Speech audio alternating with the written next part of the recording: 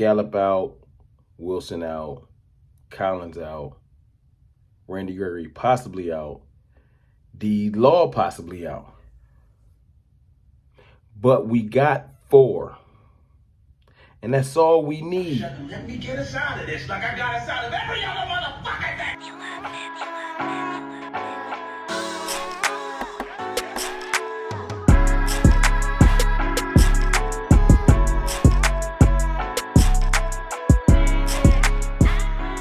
What's good, people?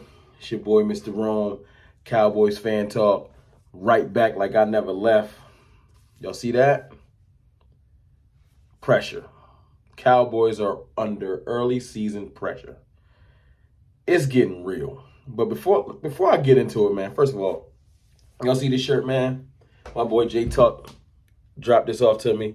Pressure is a privilege. Yes, sir. Pressure is a privilege, man. Y'all make sure y'all go check out CowboysFansOnly.com for all your CFO merch. And I'm going to be getting my merch up and running soon. But this shirt is love. Thanks, J Tuck. I appreciate it, man. And I was going to save it for this Sunday. But I got to throw it on now because the pressure is mounting. It's getting real. Players is dropping like flies. But everybody got to calm down. That's where Mr. Rome, that's where CFT come in. Listen, pressure busts pipes. And I hate when a team get on a roll real early and things are just going good. And then they get smacked in the mouth. Like, you know how them teams that win like 8 straight? They get 8 players the last week off of the season, and they get in the playoffs, and they're not ready. They don't know how to deal with adversity, and they just crumble. Listen, all the week and a half ago, all I heard was the Cowboys shouldn't step on the field with the Bucs. And we proved that, yeah, we belong on the same field with the Super Bowl champions. We proved that. I don't care what no hater trying to say. First of all, anybody that hates on the Cowboys, the bias is so diesel, it's hard to take them serious. It's no objectivity. If you can remove your hate out of it and say that we didn't play a good game last week, you're just lying. We pushed them to the brink. Walk-off field goal. My point in bringing that up is, yes, Collins is out with the suspension. Yes, Donovan Wilson possibly is out because he re-aggravated his groin injury. Yes. Gallup, I think he pulled a calf muscle. He out. He on IR. And then we got Randy Gregory with the COVID thing, not ruled out yet. But it's not looking good, as McCarthy said. But McCarthy's good for smoke screens. He don't want the Chargers to know what's going on. I think Gregory could be fine. We're going to see. It's Wednesday. We're going to see. I'm going to have to get the test on Saturday night and say that he's officially ruled out. Until he's officially ruled out, Mr. Rome ain't saying that he's not playing. But then the day we get D-Law with his foot injury. And exactly what's going on with his foot is not known. It ain't season ending. What I've heard, early speculations, is a couple weeks. It's not good. It's not good. But let me give y'all a little silver lining. Because anybody that's watching this probably came here like, well, what's Rome going to say? What's CFT got for me? I'm going to go down the list. Let's go with Michael Gallup. Michael Gallup's out. That sucks. It do. But Cedric Wilson is a beast. Cedric Wilson is starting caliber receiver. And he's not filling in for our second or first. He's going to be our third receiver. Noah Brown is good. He could be our third receiver. We got wide receiver depth, like super depth. So that X is out. Is he Michael Gallup? No. Do we need him to be? Not when we got CD and Amari. We don't. So let's X that out. Then you go to Donovan Wilson. I'm not happy about that. Donovan Wilson can ball. But we got another safety on the team that we want to get on the field anyway. KZ balled last week. KZ's good. So now the Achilles brothers, as they was calling themselves in the preseason, going to get to play with each other. Or we can put Curse on the field. I ain't saying it's exactly Donovan Wilson, but Donovan Wilson hasn't played a full season to where it's one of those things where our superstar strong safety's out. I think he's playing towards that way. He's a great player. But do we not have depth that's comparable with the right scheme? Yes, we do. So look, I want to see Hooker on the field. That's it. I want Hooker to be studying up. I want him on the field. I know everybody forgot we had him, but Malik Hooker and DeMonte Casey, I think we're going to be straight in the safety room. You feel me? With Curse mixing in. I think we'll be definitely straight. That brings me to Collins.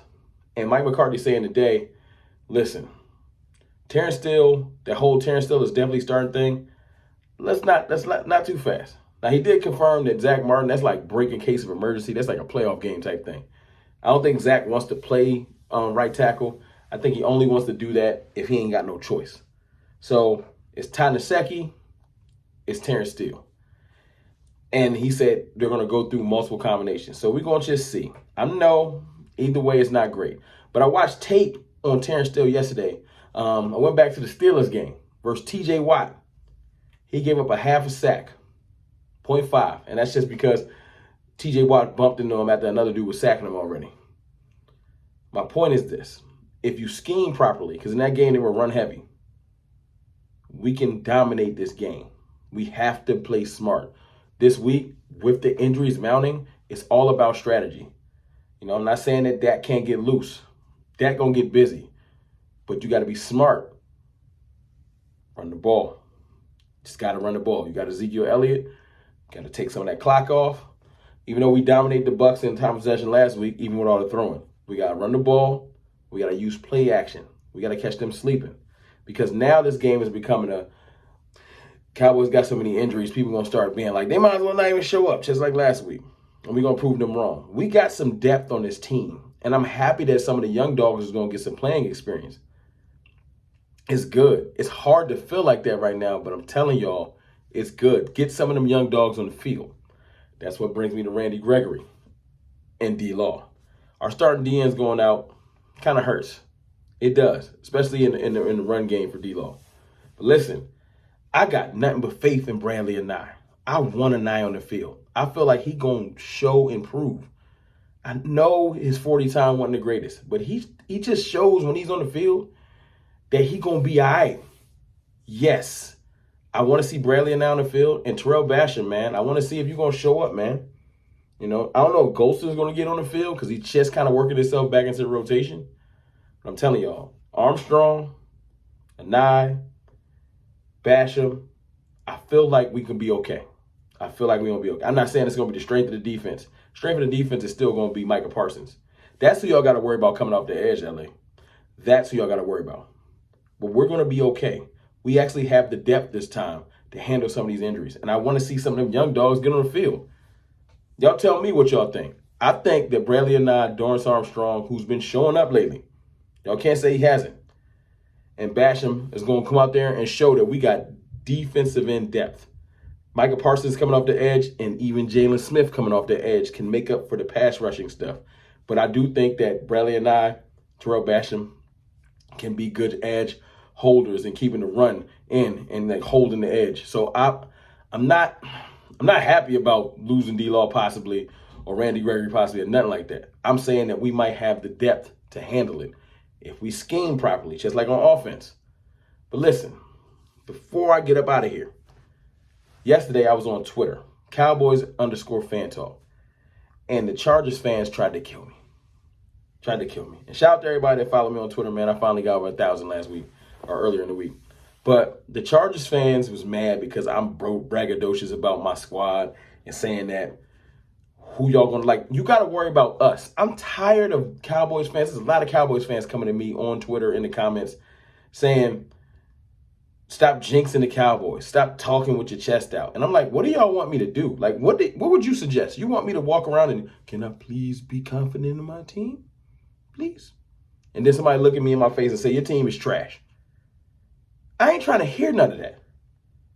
Like, I know today's not good. Everybody getting hurt. People about to start losing it. They sounding their alarms and freaking out. If there's going to be one person that ain't going to do that, it's me. You know why? Because I've been there through the worst. And we still got 6 wins. Knock on wood, but when Dak went down, that's the worst case scenario. All this other stuff is bad. Losing people for a week or two in a 17-game season. I get it. But number 4 is up and running. Pressure busts pipes. Pressure is a privilege. You seen the shirt. We need this right now. The team needs this right now. Let's call your medicine. Cowboys fans, take your medicine. We want a hardened team. There's only one way to get hardened. You got to go through some trials and tribulations. Right now, The team is getting hardened. So later in the year, when stuff happens, we'll be ready instead of walking around feeling ourselves so much. We need some of this medicine. Look, it's your boy, Mr. Rome. I'm not tripping yet. Chargers still going to have to show me. And I'm going to get in my bag soon. But with the D-Law stuff, I had to just kind of talk the fan base off the ledge. We're going to be all right. Trust me.